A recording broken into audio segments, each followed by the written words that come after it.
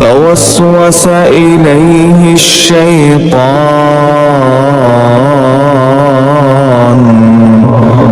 قال يا آدم هل أدلك على شجرة الخلد وملك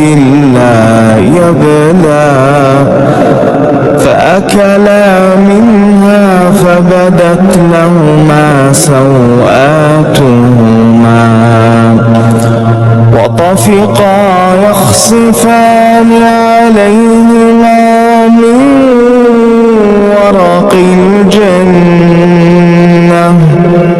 وعصى آدم ربه فغوى ثم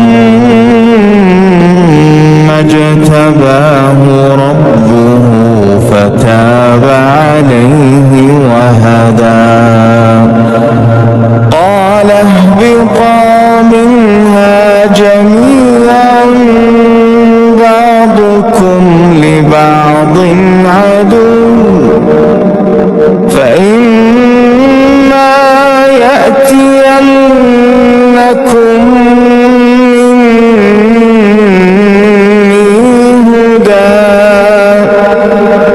فمن اتبع هداي فلا